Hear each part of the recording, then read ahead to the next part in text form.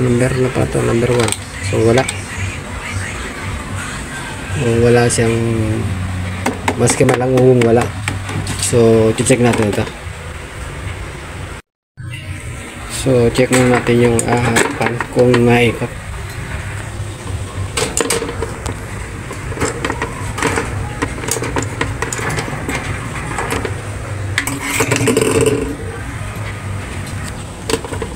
So yan, maluwag naman ang ikot niya. So check natin ito yung motor kung ano naging problema. So buksan natin yung motor. So guys, buksan na nga natin ito. Check natin kung ano naging problema.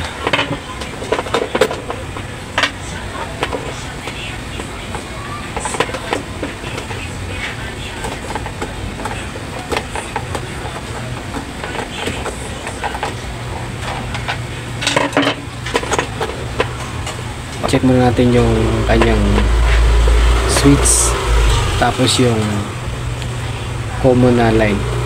Okay,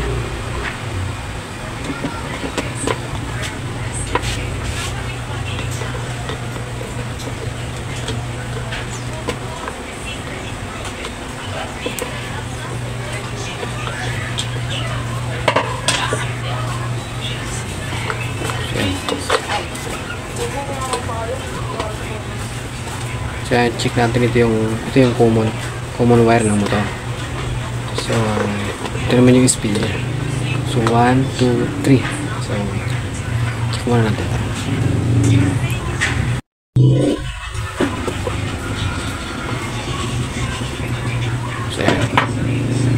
So ito yung common wire ng motor. Okay, so kukuha lang ako ng tester. So guys, check na nga natin yung motor. Gamit lang tayo ng tester. So naka-continuity naman dito. So naka-auto ohms. So check muna natin yung tester.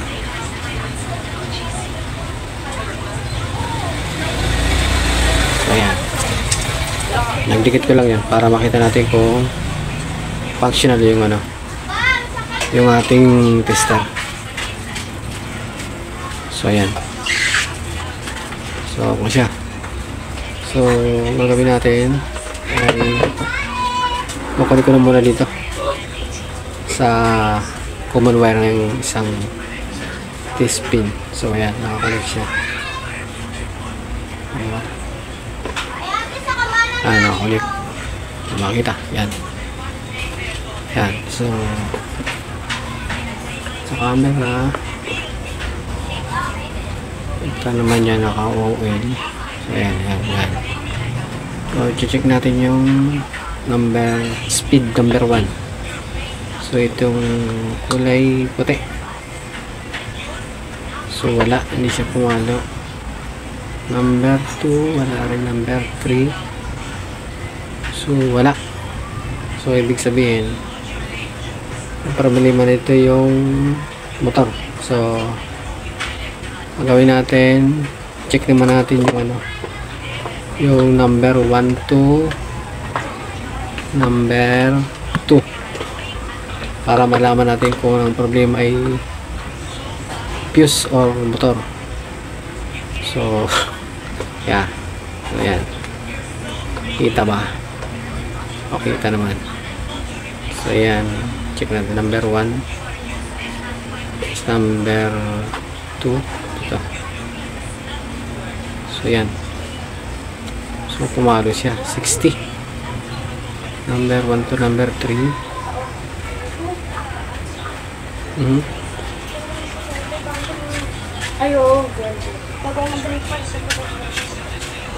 So yan, 115. Number 2 to number 3.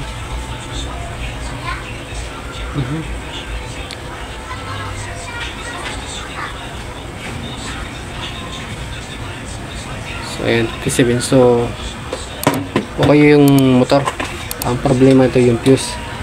So ang gagawin natin, magbabypass muna tayo para malaman natin kung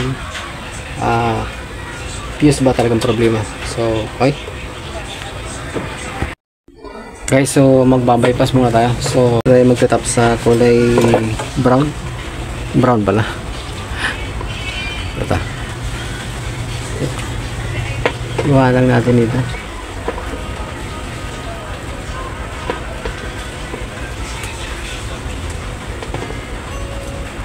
So ayan.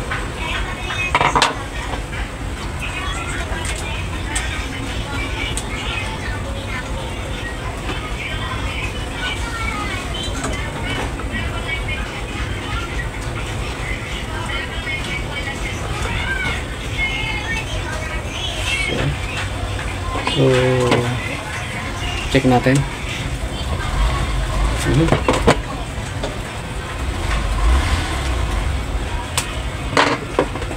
So ano ulit.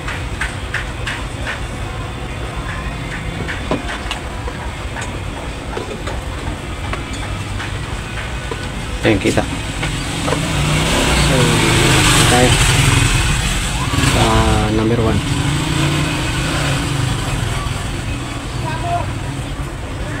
So yan, 0.375.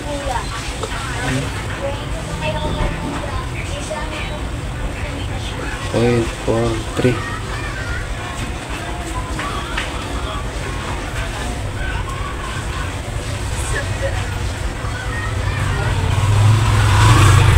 So ibig sabihin pala ang puti ang number 3. Number 3 ang puti. Ano, 0.375. Kita ba? Number 2 naman 0.435. Number 1 0.458. So baliktad pala. So ang number 1 ay pula, dilaw ang number 2, puti ang number 3.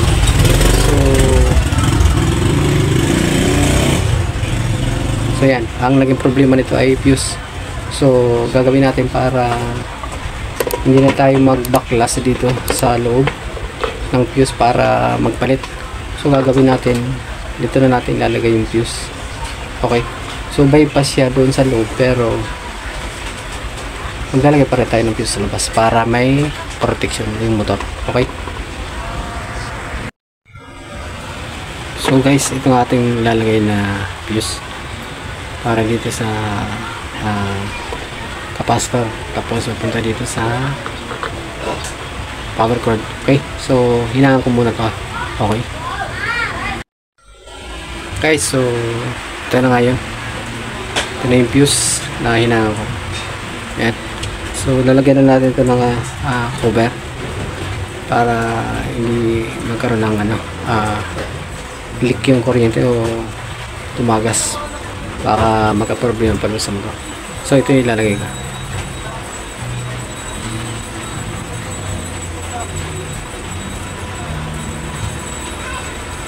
Yan. So ano nga lang ito ng ng tawag dito, soldering iron, para makompress. Okay,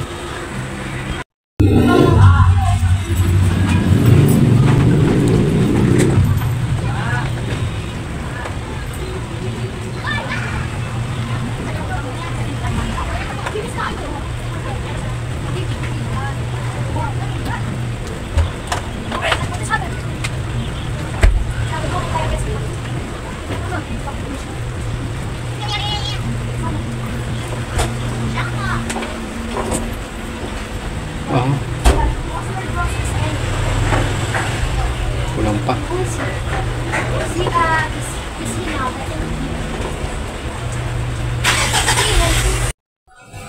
So guys, ito na yun. Anay na ako na. So ayan pala.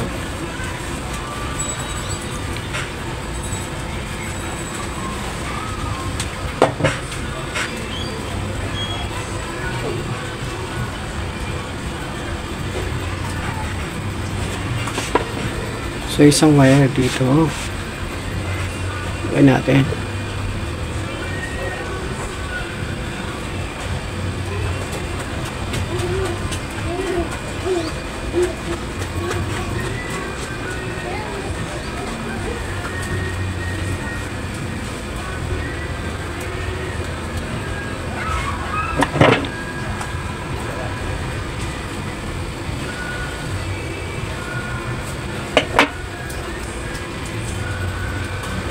Yun yung isang wire dito sa power cord isa.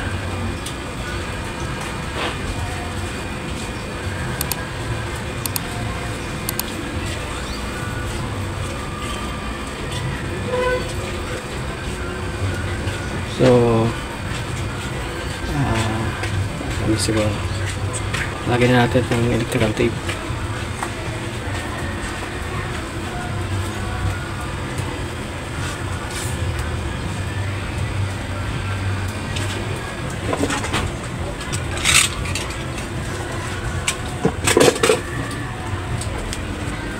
Ganun.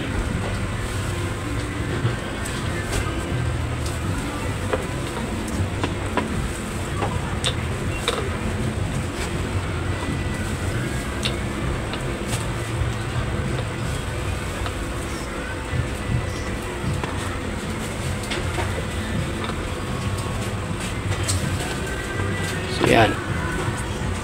So ito naman yung ating power cord na isang line. So lagyan tayo ng tape.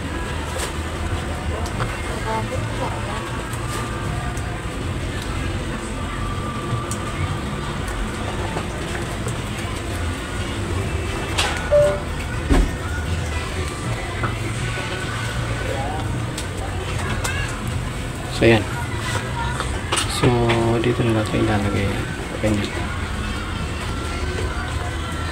Okay. So ilagay ko muna itong tapos itong kanina yung common ng motor.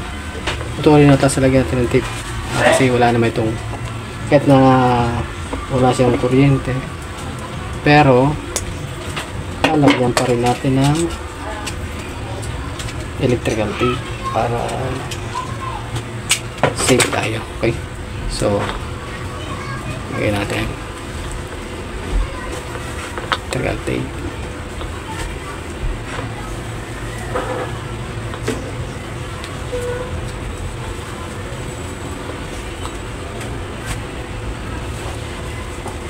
So yan.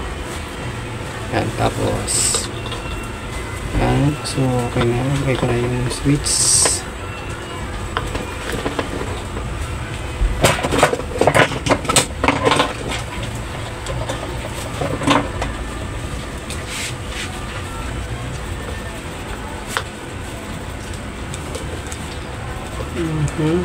Yan.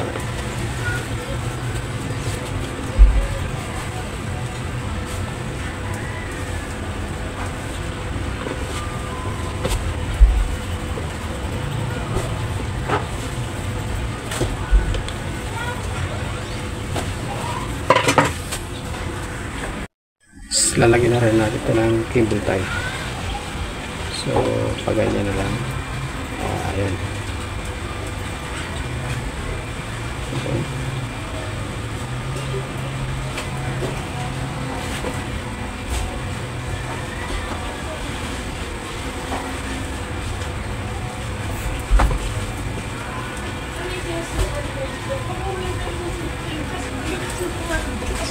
Tapos dito siguro.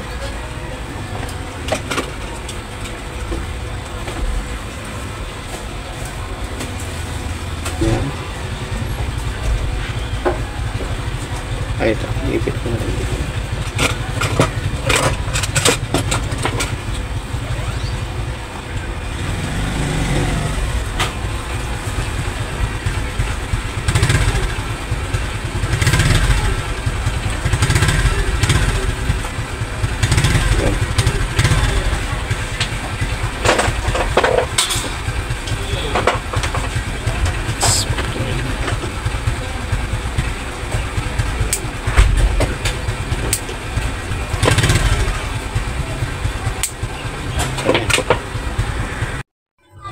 Guys, so okay na tayo dito sa wiring.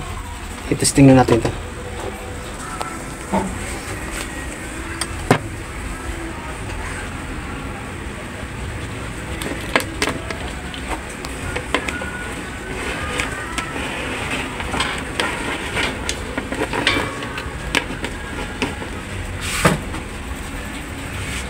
So So, yan.